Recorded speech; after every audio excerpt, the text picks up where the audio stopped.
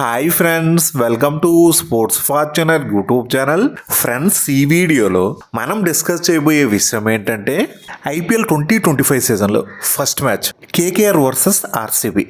ఈ match preview, playing 12, pitch and weather reports, చివరిగా ఈ మ్యాచ్లో ఎవరికి విన్నింగ్ ఛాన్సెస్ అనేవి ఉన్నాయి అనేది ఈ వీడియోలో అయితే చూద్దాం. ఫ్రెండ్స్, మన ఛానల్లో ఐపీఎల్ పై వచ్చే చిన్న పెద్ద అప్డేట్ ఏది కూడా మిస్ అవ్వకుండా ఉండాలంటే ఇప్పుడే మన యూట్యూబ్ ఛానల్కి అయితే సబ్స్క్రైబ్ చేసుకోండి, పక్కనే ఉన్న బెల్ ఐకాన్ అయితే క్లిక్ చేయండి. మరెందుకు లేట్ ఫ్రెండ్స్, ఈ వీడియోలోకి అయితే వెళ్ళిపోదాం. మరి ఈ match one of the iconic ground అయిన కోల్కతా హోమ్ వెన్యూ ఈడెన్ గార్డెన్స్లో అయితే జరగబోతుంది. మొదటిగా వెదర్ రిపోర్ట్ గురించి అయితే చూద్దాం. ఈ మ్యాచ్కి అయితే బిగ్గెస్ట్ రెయిన్ థ్రెట్ అయితే ఉంది. 21, 22 ఈ రెండు తేదీల్లో ఆరెంజ్ అలర్ట్ని అయితే జారీ చేయడం అయితే జరిగింది. ఈ మ్యాచ్లో 80% రెయిన్ పడే అవకాశం అయితే ఉంది. మ్యాచ్ స్టార్ట్ అయిన ఫస్ట్ అరగంట వరకు ఇబ్బంది లేదు, కానీ ఆ తర్వాత నుంచి డార్క్ క్లౌడ్స్ రావడం, వెదర్ అనేది అన్ప్రిడిక్టబుల్ కాబట్టి మ్యాచ్ జరిగే సమయంలో ఏ టైంలో అయినా వర్షం కురిసే ఛాన్సెస్ అనేవి ఉన్నాయి. Next main important pitch report గురించి అయితే చూద్దాం. ఈడెన్ గార్డెన్స్ ఈ పిచ్ ఇక్కడ సర్ఫేస్ అయితే మాత్రం పూర్తిగా ఫుల్ ఫ్లాట్ బ్యాటింగ్ ట్రాక్ అయితే ఉంటుంది. ఐపీఎల్ సీజన్ స్టార్టింగ్లో పిచ్లు అనేవి ఫ్రెష్గా ఉంటాయి కాబట్టి పూర్తిగా బ్యాట్స్మెన్కి అయితే ఫేవరబుల్ కండిషన్స్ అనేవి ఉంటాయి. చక్కగా బాల్ అనేది బ్యాట్ మీదకి వస్తుంది. రెండు టీమ్స్లో కూడా భారీ హిట్టర్స్ ఉండటం వల్ల ఈ మ్యాచ్లో ఒక బిగ్ స్కోర్ని అయితే మనం ఎక్స్పెక్ట్ చేయొచ్చు. నెక్స్ట్ కేకేఆర్ వర్సెస్ ఆర్సీబీ ఈ రెండు టీమ్స్ మధ్య హెడ్ టు హెడ్ రికార్డ్స్ని అయితే చూద్దాం. ఇప్పుడు వరకు ఈ రెండు టీమ్స్ ఐపీఎల్లో 35 సార్లు తలపడగా అందులో 21 మ్యాచ్ల్లో కేకేఆర్ టీం గెలిస్తే 14 మ్యాచ్ల్లో ఆర్సీబీ టీం అయితే గెలిచింది. మరి ఇక్కడ ఈడెన్ గార్డెన్స్లో హెడ్ టు హెడ్ రికార్డ్స్ చూస్తే మొత్తం 13 మ్యాచ్లు ఆడితే అందులో 9 మ్యాచ్ల్లో కేకేఆర్ టీం గెలిస్తే 4 మ్యాచ్ల్లో మాత్రమే ఆర్సీబీ టీం అయితే గెలిచింది. ఓవరాల్గా ఇప్పటి వరకు కేకేఆర్ ఈడెన్ గార్డెన్స్లో మొత్తం 93 ఐపీఎల్ మ్యాచ్లు అయితే జరిగాయి. అందులో 38 సార్లు అయితే బ్యాటింగ్ ఫస్ట్ చేసిన టీమ్స్ గెలిస్తే 55 సార్లు అయితే బ్యాటింగ్ సెకండ్ చేసిన టీం అయితే గెలిచింది. ఈ గ్రౌండ్లో క్లియర్ అడ్వాంటేజ్ అనేది చేజింగ్ టీమ్స్కి అయితే కనిపిస్తుంది. టాస్ గెలిచిన కెప్టెన్ పక్కాగా సెకండ్ బ్యాటింగ్ తీసుకునే అవకాశం అయితే ఉంది.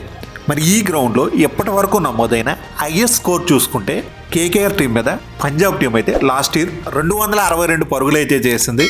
లోయెస్ట్ స్కోర్ చూసుకుంటే ఆర్సీబీ టీం 49 రన్స్కే ఆల్అౌట్ అయితే అయ్యారు.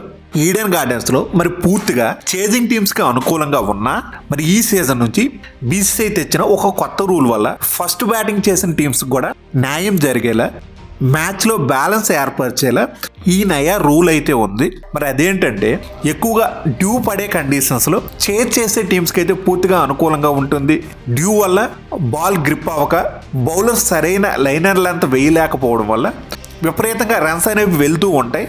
మరి దీన్ని నిరోధించేందుకు సెకండ్ ఇన్నింగ్స్లో 11 ఓవర్ల తర్వాత మ్యాచ్లో సెకండ్ న్యూ బాల్ని అయితే ఇవ్వడం జరుగుతుంది. దీనివల్ల బౌలర్లు కొంతవరకు మ్యాచ్పై పట్టు బిగించడానికి అవకాశం అయితే ఉంటుంది. మరి దీంతో టాస్ ప్రభావం కూడా చాలా వరకు మ్యాచ్పై అయితే తగ్గిపోయే అవకాశం అయితే ఉంటుంది. డ్యూ ఉందా లేదా, సెకండ్ న్యూ బాల్ ఇవ్వచ్చా లేదా అనేది ఎంపైర్స్ చేతిలో అయితే ఉంటుంది. వాళ్ళే డిసైడ్ చేస్తారు. మరి ఈ సెకండ్ న్యూ బాల్ని ఓన్లీ సాయంత్రం 7:30కి జరిగే మ్యాచ్ల్లో మాత్రమే యూజ్ చేసే అవకాశం అయితే ఉంటుంది. మధ్యాహ్నం 3:30కి జరిగే మ్యాచ్ల్లో సెకండ్ న్యూ బాల్ అనే కాన్సెప్ట్ అయితే లేదు, ఎందుకంటే డ్యూ అనేది రాదు కాబట్టి అక్కడైతే ఎవరు ఆర్సీబీ, కేకేఆర్. మరి ఈ రెండు టీమ్స్లో చూసుకుంటే స్క్వాడ్స్ వైజ్గా కంపేర్ చేస్తే మాత్రం కేకేఆర్ టీం కంటే ఆర్సీబీ టీం అయితే మాత్రం మోస్ట్ స్ట్రాంగర్ టీం. మరి ఇక్కడ గ్రౌండ్లో కండిషన్స్ బట్టి చూసుకుంటే ఆర్సీబీ టీం కంటే కేకేఆర్ టీంకి అయితే మంచి ఫేవరబుల్ రికార్డ్స్ అయితే ఉన్నాయి. హెడ్ టు హెడ్ పరంగా అయినా ఈడెన్ గార్డెన్స్లో మెరుగైన విన్నింగ్ పర్సంటేజ్ అనేది కేకేఆర్ టీం సొంతం. ఆర్సీబీ టీంకి వాళ్ళ బ్యాటింగ్ యూనిటే ప్రధాన బలం. కేకేఆర్ టీంతో పోల్చుకుంటే బ్యాటింగ్లో ఆర్సీబీ టీం దగ్గర మోర్ స్టెబిలిటీ ఉన్న ప్లేయర్స్ అయితే ఉన్నారు. అలాగే మంచి పవర్ హిట్టర్స్ కూడా ఉన్నారు. స్పిన్ బౌలింగ్ విషయానికి వచ్చేసరికి ఆర్సీబీ టీం అయితే వెరీ వీక్. కేకేఆర్ టీం దగ్గర more strong spin bowling attack అయితే ఉంది. బట్ ఐపీఎల్ స్టార్టింగ్లో పిచ్చులు ఫ్రెష్గా ఉంటాయి కాబట్టి స్పిన్నర్కి అంతగా అనుకూలంగా ఉండవు కాబట్టి సో పెద్దగా ఆర్సీబీ టీం వరీ అవ్వాల్సిన అవసరం అయితే లేదు. అటు సునీల్ నారాయణ్ 4 ఓవర్లు, వరుణ్ చక్రవర్తి 4 ఓవర్లు, ఈ 8 ఓవర్లు మాత్రం ఆర్సీబీ టీంకి అయితే క్రిటికల్ ఓవర్స్గా అయితే ఉండబోతున్నాయి. ఇద్దరు కూడా మంచి వికెట్ టేకింగ్ స్పిన్నర్స్. రీసెంట్ టైంలో వరుణ్ చక్రవర్తి ఫామ్ కూడా చాలా బాగుంది. ఛాంపియన్ ట్రోఫీలో కూడా చాలా ఎక్సలెంట్ పెర్ఫార్మెన్స్ అయితే ఇచ్చాడు. ఆర్సీబీ టీంకి టాప్ ఆర్డర్లో మంచి సాలిడిటీ ఇచ్చే కింగ్ విరాట్ కోహ్లీపై నరైన్కి అయితే మంచి రికార్డ్స్ అయితే ఉన్నాయి. ఓవరాల్ ఈ షార్టర్ T20 ఫార్మాట్లో విరాట్ కోహ్లీ సునీల్ నరైన్ ఆడటంలో స్ట్రగుల్స్ని అయితే ఫేస్ చేస్తున్నాడు. ఎప్పటి వరకు సునీల్ నరైన్కి ఎగెనిస్ట్గా విరాట్ కోహ్లీ అయితే 156 బాల్స్ని ఫేస్ చేసి 162 పరుగులు మాత్రమే చేయగలిగాడు. అలాగే 4 టైమ్స్ అయితే నరైన్ విరాట్ కోహ్లీని అయితే అవుట్ చేశాడు. ప్లేయర్ టు వాచ్ అవుట్లో సెకండ్ బ్యాటిల్ అయితే మాత్రం Phil Salt versus Varun Chakravarthy. Phil Salt అయితే KKR former player, last year KKR team తరపున ఆడాడు. మరి ఈ సీజన్లో కొత్తగా ఆర్సీబీ టీం తరపున అయితే బరిలోకి దిగబోతున్నాడు. పిల్సాల్ట్ ఆడే అగ్రెసివ్ బ్యాటింగ్ స్టైల్కి చెక్ పెట్టేందుకు కౌంటర్గా కేకేఆర్ టీం అయితే వరుణ్ చక్రవర్తిని అయితే ప్రయోగించే అవకాశం అయితే ఉంది. థర్డ్ బ్యాటిల్ అయితే KKR captain Ajinkya Rahane versus swinging Bhuvneshwar Kumar. Rahane ఐపీఎల్లో కెప్టెన్గా సక్సెస్ఫుల్ ప్లేయర్. మరి తన మీద భువీకి అయితే చాలా మంచి ఫేవరబుల్ రికార్డ్స్ అయితే ఉన్నాయి. ఇప్పటి వరకు భువీ బౌలింగ్లో 117 బాల్ను ఫేస్ చేసిన రహానే 104 పరుగులు మాత్రమే చేశాడు. 7 టైమ్స్ అయితే రహానే వికెట్ని అయితే భువీ తీయగలిగాడు. మరి ఇప్పుడు 2 టీమ్స్ నుంచి ఇంపాక్ట్ ప్లేయర్తో కలుపుకొని ప్లేయింగ్ 12 అయితే చూద్దాం. ఫస్ట్ ఆర్సీబీ టీం ప్లేయింగ్ 11 గురించి అయితే చూద్దాం. టాప్ ఆర్డర్లో ఓపెనర్స్గా విరాట్ కోహ్లీ, పిల్సాల్ట్ అయితే ఉంటారు. ఫస్ట్ డౌన్లో చూసుకుంటే కెప్టెన్ రజిత్ పటిదార్, సెకండ్ డౌన్లో లియామ్ లివింగ్స్టోన్.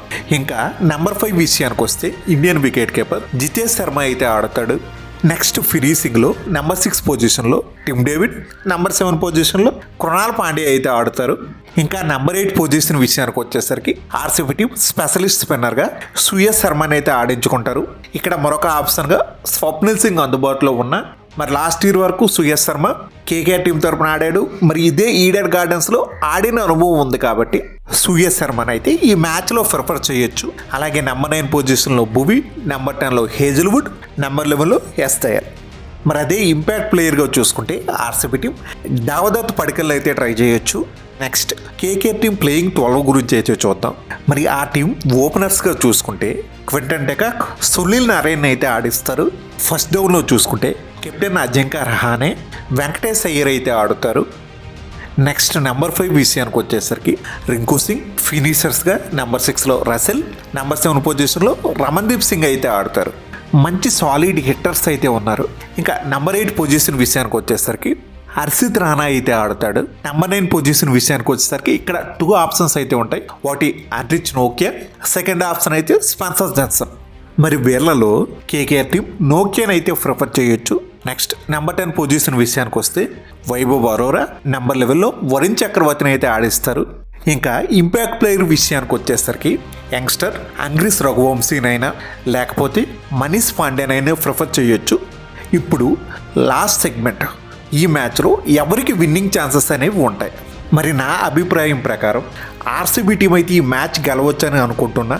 మరి ఈ వీడియో చూస్తున్న వాళ్ళలో మరి మీ అభిప్రాయం ప్రకారం ఏ టీం గెలవచ్చు అని అనుకుంటున్నారు కింద కామెంట్ బాక్స్లో అయితే కామెంట్ చేయండి. మరి ఇది friends IPL first match KKR versus RCB match preview playing 12 గురించి వీడియో. ఫ్రెండ్స్ ఈ వీడియో మీకు బాగా నచ్చినట్లయితే లైక్ చేయడం మాత్రం మర్చిపోవద్దు. అలాగే మన ఛానల్లో ఐపీఎల్పై వచ్చి రెగ్యులర్ అప్డేట్స్ ఏవి మిస్ అవ్వకుండా ఉండాలంటే ఇప్పుడే మన యూట్యూబ్ ఛానల్కి అయితే సబ్స్క్రైబ్ చేసుకోండి. పక్కనే ఉన్న బెల్ ఐకాన్ అయితే క్లిక్ చేయండి. నేను మిమ్మల్ని మరో ఇంట్రెస్టింగ్ వీడియోతో మళ్ళీ కలుస్తా. Thank you, by bye friends, జై హింద్.